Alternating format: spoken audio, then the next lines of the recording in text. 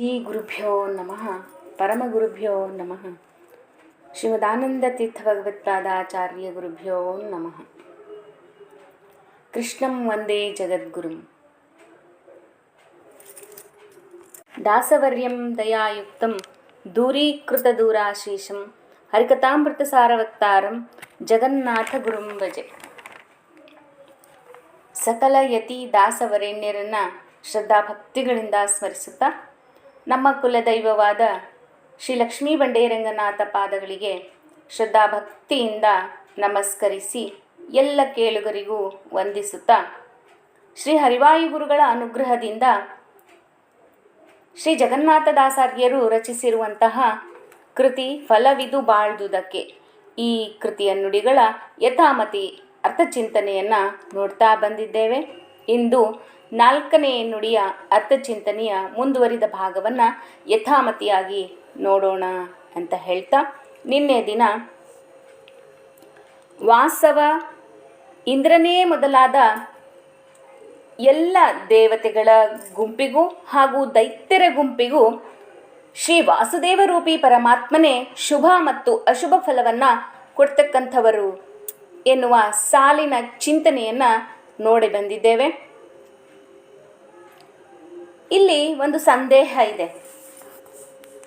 ಇಂದ್ರಾದಿ ದೇವತೆಗಳೇ ಮೊದಲಾಗಿರ್ತಕ್ಕಂತಹ ಎಲ್ಲ ಸುರರಿಗೆ ಶುಭವನ್ನು ಕೊಡ್ತಾ ಇದ್ದಾರೆ ವಾಸುದೇವ ರೂಪಿ ಪರಮಾತ್ಮ, ಹಾಗೆಯೇ ದೈತ್ಯರಿಗೆ ಅಶುಭ ಫಲವನ್ನು ಕೊಡ್ತಾ ಇದ್ದಾರೆ. ಇದು ಸರಿ. ಇಲ್ಲಿ ನನ್ನ ಸಂದೇಹ, ಇಂದ್ರದೇವರಿಗಿಂತಲೂ ಮೇಲಿನ ಕಕ್ಷೆಯಲ್ಲಿ ಬರ್ತಕ್ಕಂತಹ ರುದ್ರದೇವರು ಮತ್ತು ಬ್ರಹ್ಮದೇವರು, ಇವರಿಗೆ ವಾಸುದೇವ ರೂಪಿ ಪರಮಾತ್ಮ ಶುಭ ಮತ್ತು ಅಶುಭ ಫಲವನ್ನು ಕೊಡೋಲ್ವಾ, ಶುಭ ಫಲವನ್ನು ಕೊಡೋಲ್ವಾ? ಅಂದರೆ ಈ ಸಂದೇಹಕ್ಕೆ ಮುಂದಿನ ಸಾಲಿನಲ್ಲಿ ಶ್ರೀ ಜಗನ್ನಾಥದಾಸಾರ್ಯರು ಉತ್ತರದ ರೂಪದಲ್ಲಿ ಹೇಳ್ತಾ ಇದ್ದಾರೆ. ಇಂದು ಆ ನುಡಿಯ ಸಾಲನ್ನು ನೋಡಿಕೊಂಡು ಬರೋಣ. ವಾಸವ ಮುಖ ವಿಬುಧಾಸುರ ನಿಚಯಕ್ಕೆ ವಾಸುದೇವನೇ ಶುಭಾಶುಭದ ಈ ಸಮಸ್ತ ಜಗಕೀಶ ಕೇಶವ ಅನೀಶ ಜೀವರೆಂಬೀಸು ಜ್ಞಾನವೇ ಫಲವಿದು ಬಾಳ್ದುದಕ್ಕೆ.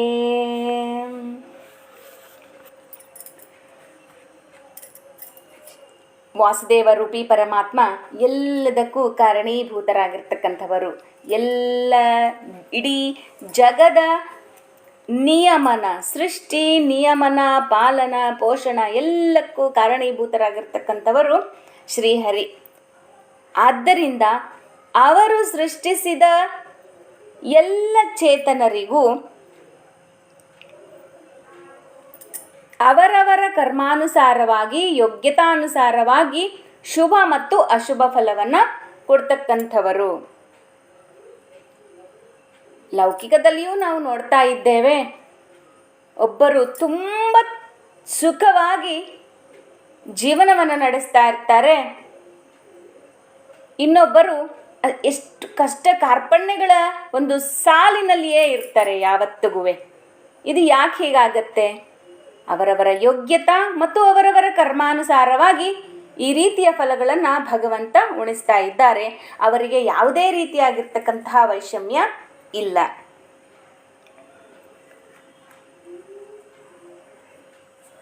ಮತ್ತು ಸಾಕಷ್ಟು ದೇವತೆಗಳಿದ್ದಾರಲ್ಲ, ಹಾಗಿದ್ರೆ ವಾಸುದೇವರೇ ಯಾಕೆ ಅಂದರೆ ಶ್ರೀ ವಾಸುದೇವ ರೂಪಿಯೇ ಪರಮಾತ್ಮ ಮಾತ್ರವೇ ಈ ಮೋಕ್ಷವನ್ನು ಕೊಡ್ತಕ್ಕಂಥವರು. ಆದ್ದರಿಂದ ಈ ವಾಸುದೇವ ರೂಪಿ ಪರಮಾತ್ಮ ಈ ಶ್ರೀಹರಿಯಿಂದಲೇ ಚತುರ್ಮುಖ ಬ್ರಹ್ಮದೇವರು ಕೂಡ ಸೃಷ್ಟಿಯಾಗಿದ್ದಾರೆ. ತದನಂತರದಲ್ಲಿ ರುದ್ರದೇವರು, ಅವರಿಂದ ರುದ್ರದೇವರು, ಹೀಗೆ ಸೃಷ್ಟಿಯಾಗಿದ್ದಾರೆ. ಮಹತ್ತತ್ವ ಮತ್ತು ಅವ್ಯಕ್ತ ತತ್ವ ಎಲ್ಲಕ್ಕೂ ಕಾರಣೀಭೂತರಾಗಿರ್ತಕ್ಕಂಥವರು ಶ್ರೀಹರಿ. ಆದ್ದರಿಂದ ಈ ಕಾರ್ಯವನ್ನು ಶ್ರೀ ವಾಸುದೇವ ರೂಪಿ ಪರಮಾತ್ಮರು ಮಾಡ್ತಾ ಇದ್ದಾರೆ. ಎಲ್ಲ ತ್ರಿವಿಧ ಚೇತನರಿಗೂ ಕೂಡ ಯೋಗ್ಯತಾನುಸಾರವಾಗಿ ಶುಭ ಮತ್ತು ಅಶುಭ ಫಲವನ್ನು ಕೊಡ್ತಾ ಇದ್ದಾರೆ.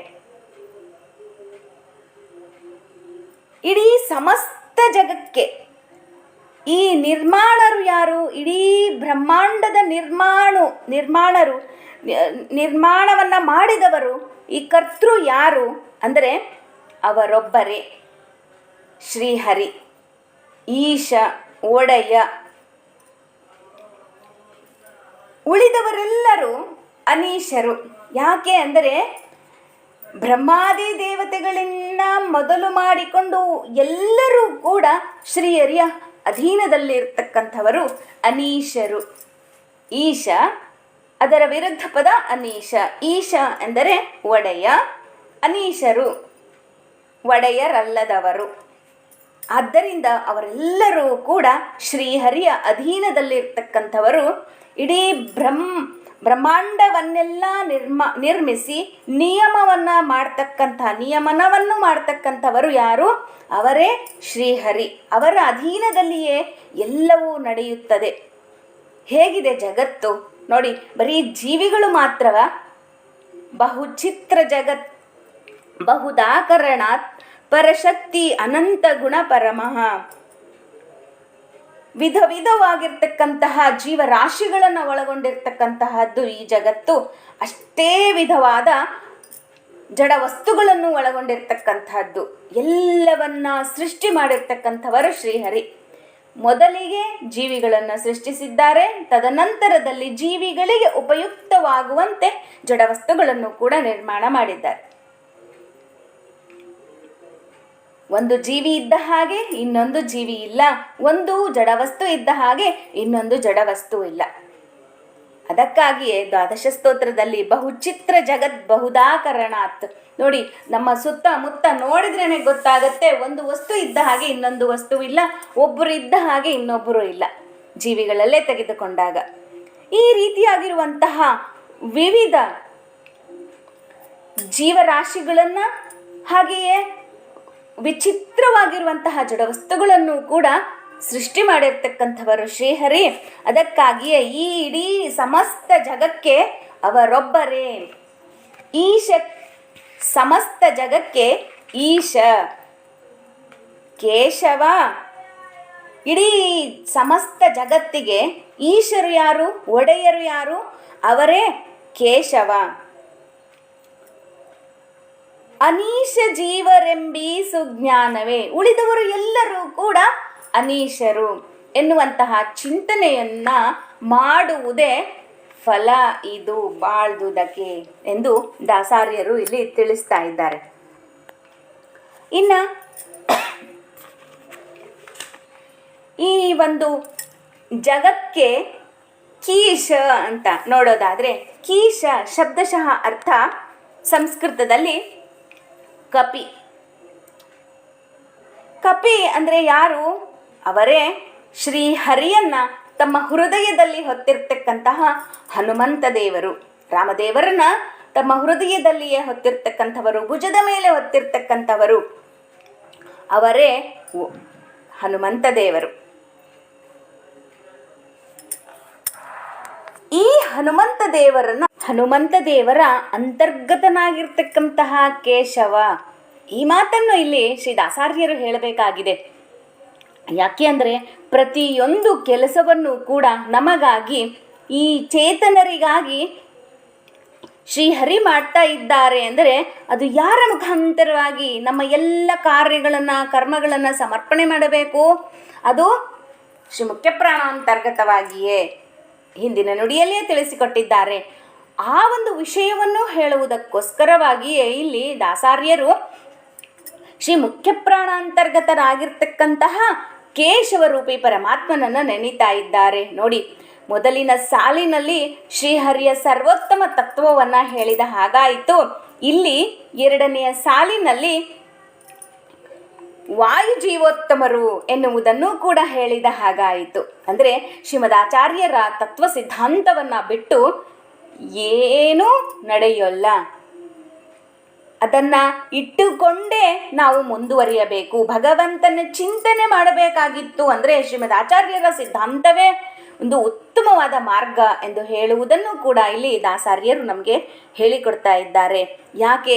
ಶ್ರೀಹರಿ ಸರ್ವೋತ್ತಮರು, ಹರಿರೇವ ಪರಹ ಹರಿರೇವ ಗುರುವು ಹರಿರೇವ ಜಗತ್ ಪಿತೃ ಮಾತೃಗತಿ.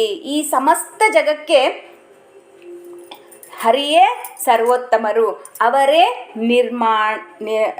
ನಿರ್ಮಾತೃಗಳು, ಕರ್ತೃಗಳು ಕೂಡ ಅವರೇ ಪಿತೃ ಮಾತೃ ಎಲ್ಲರೂ ಕೂಡ ಅವರೇ ಎನ್ನುವಂತಹ ನಿಟ್ಟಿನಲ್ಲಿ ಈ ಸಮಸ್ತ ಜಗಕ್ಕೆ ಈಶರು, ಅವರೇ ಒಡೆಯರು ಅಂತ ಹೇಳ್ತಾ ಇದ್ದಾರೆ. ಈ ಇಡೀ ಜಗತ್ತನ್ನು ನಿರ್ಮಾಣ ಮಾಡಿರ್ತಕ್ಕಂಥವರು, ಧಾರಣ ಮಾಡಿರ್ತಕ್ಕಂಥವರು, ಪೋಷಣವನ್ನು ಮಾಡತಕ್ಕಂಥವರು ಶ್ರೀಹರಿ ಒಬ್ಬರೇ.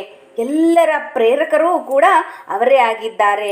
ಇನ್ನು ಕೇಶವ ಶಬ್ದಕ್ಕೆ ಕ ಪ್ಲಸ್ ಈಶ ಪ್ಲಸ್ ವ ಅಂತ ನೋಡೋದಾದರೆ ಏಕಾಕ್ಷರ ಕೋಶದಲ್ಲಿ ಕ ಎಂದರೆ ಬ್ರಹ್ಮದೇವರು, ಈಶ ಅಂದರೆ ರುದ್ರದೇವರು, ವ ಅಂದರೆ ಪ್ರೇರಕರು. ಈ ಬ್ರಹ್ಮದೇವರಿಗೂ ಮತ್ತು ರುದ್ರದೇವರಿಗೂ ಪ್ರೇರಕರಾಗಿರ್ತಕ್ಕಂಥವರು ಯಾರು? ಅವರೇ ಕೇಶವರೂಪಿ ಪರಮಾತ್ಮ ಶ್ರೀಹರಿ ಎನ್ನುವುದನ್ನು ಸೂಚ್ಯವಾಗಿ ಇಲ್ಲಿ ದಾಸಾರ್ಯರು ತಿಳಿಸಿಕೊಡ್ತಾ, ಉಳಿದವರೆಲ್ಲರೂ ಕೂಡ ದಾಸರು ಅಂದರೆ ಬ್ರಹ್ಮಾದಿ ದೇವತೆಗಳನ್ನು ಮೊದಲು ಮಾಡಿಕೊಂಡು ಎಲ್ಲರೂ ಕೂಡ ಶ್ರೀಹರಿಯ ದಾಸರು ಎಂದು ನಾವು ತಿಳಿದು ಭಜಿಸುವುದೇ ಫಲವಿದು ಬಾಳ್ದುದಕ್ಕೆ ಎನ್ನುವಂತಹ ನಿಟ್ಟಿನಲ್ಲಿ ಕೇಶವ ನೀಶ ಜೀವರೆಂಬೀ ಸುಜ್ಞಾನವೇ, ಈ ಸುಜ್ಞಾನ ಸಮೀಚೀನವಾದ ಆ ಭಗವಂತನ ಹರಿಸರ್ವೋತ್ತಮ ತತ್ವವನ್ನು ತಿಳಿಸ್ತಾ ವಾಯು ಜೀವೋತ್ತಮರು ಎಂದು ಹೇಳ್ತಾ ಉಳಿದವರು ಎಲ್ಲರೂ ಕೂಡ ಶ್ರೀಹರಿಯ ಅಧೀನರು, ಎಲ್ಲರೂ ಕೂಡ ಶ್ರೀಹರಿಯ ದಾಸರು ಎಂದು ಹೇಳುವಂತೆ ಆ ಜ್ಞಾನವನ್ನು ತಿಳಿದು, ಆ ಜ್ಞಾನ ಯಾವ ಜ್ಞಾನ? ಈ ರೀತಿಯಾಗಿರುವಂತಹ ಶ್ರೀಹರಿ ಸರ್ವೋತ್ತಮರು ಎನ್ನುವಂತಹ ಜ್ಞಾನ ಸುಜ್ಞಾನ. ಅಂತಹ ಸಮೀಚೀನವಾದ ಜ್ಞಾನವನ್ನು ತಿಳಿದುಕೊಂಡು ಅರಿತುಕೊಂಡು ಭಗವಂತನನ್ನು ಸ್ತುತಿಸುವುದೇ ಫಲವಿದು ಬಾಳ್ದುದಕ್ಕೆ. ಉಳಿದ ದೇವತೆಗಳು ಎಲ್ಲರೂ ಕೂಡ ಕೊಂಡಾಡ್ತಾ ಇದ್ದಾರೆ. ಇದೇ ರೀತಿಯಾಗಿ ರಮಾ ಬ್ರಹ್ಮಾದಿ ದೇವತೆಗಳೆಲ್ಲರೂ ಕೂಡ ಶ್ರೀಹರಿ ಸರ್ವೋತ್ತಮ ತತ್ವವನ್ನು ಒಪ್ಪಿಕೊಂಡಿದ್ದಾರೆ, ಅದನ್ನೇ ಪಾಲಿಸ್ತಾ ಇದ್ದಾರೆ. ನಾವೆಲ್ಲರೂ ಕೂಡ ಶ್ರೀಹರಿಯ ಅಧೀನರು ಎನ್ನುವುದನ್ನು ಚಿಂತಿಸಿ ಮಾಡ್ತಾ ಇದ್ದಾರೆ ಭಗವಂತನ ಪೂಜೆಯನ್ನು. ಹಾಗೆಯೇ ಇಲ್ಲಿ ಇರುವಂತಹ ನಾವುಗಳು ಕರ್ಮಯೋನಿಜರು, ನಾವು ಕೂಡ ಇದೇ ರೀತಿಯಾಗಿ ಚಿಂತಿಸಿ ಆರಾಧನೆ ಮಾಡಬೇಕು. ಅಂದಾಗ ನಾವು ಈ ಜಗತ್ತಿನಲ್ಲಿ ಬಾಳುವುದಕ್ಕೆ ಫಲ ಬರುತ್ತೆ ಎನ್ನುವಂತಹದ್ದನ್ನು ಈ ಸುಜ್ಞಾನವೇ ಫಲ ಎಂದು ದಾಸಾರ್ಯರು ಇಲ್ಲಿ ನಮಗೆ ಹೇಳಿಕೊಡ್ತಾ ಇದ್ದಾರೆ. ಶ್ರೀಹರಿಯೊಬ್ಬರೇ ಸರ್ವತಂತ್ರ ಸ್ವತಂತ್ರರು, ಇತರ ಎಲ್ಲ ಸಮಸ್ತರು ಕೂಡ ಅವನ ಅಧೀನರೆಂದೇ ತಿಳಿದು ಭಜಿಸುವುದೇ ಫಲ. ಇಂದಿನ ಈ ನುಡಿಯ ಚಿಂತನೆಯನ್ನು ಜಗನ್ನಾಥದಾಸಾರ್ಯರ ಅಂತರ್ಯಾಮಿಯಾಗಿರುವಂತಹ ಶ್ರೀಹರಿಯಲ್ಲಿ ಸಮರ್ಪಣೆಯನ್ನು ಮಾಡ್ತಾ, ಮುಂದಿನ ನುಡಿಯಲ್ಲಿ ಶ್ರೀದಾಸರು ಏನು ಹೇಳ್ತಾ ಇದ್ದಾರೆ ಅನ್ನುವುದನ್ನು ನಾಳೆ ಮತ್ತೆ ನೋಡೋಣ. ನಿಮ್ಮೊಟ್ಟಿಗೆ ನಾಳೆ ಮತ್ತೆ ಸಿಗ್ತೇನೆ ಅಂತ ಹೇಳ್ತಾ, ಪತಿ ಅಂತರ್ಗತ ಶ್ರೀ ಭಾರತೀ ರಮಣ ಮುಖ್ಯ ಪ್ರಾಣಾಂತರ್ಗತ ಶ್ರೀಕೃಷ್ಣ ಅರ್ಪಣಮಸ್ತು. ನಂದೇನದೋ ಸ್ವಾಮಿ, ಸಕಲವೂ ನಿಮ್ಮದೇ, ನಾಹಂ ಕರ್ತ ಹರಿಕರ್ತ. ಹರೇ ಶ್ರೀನಿವಾಸ.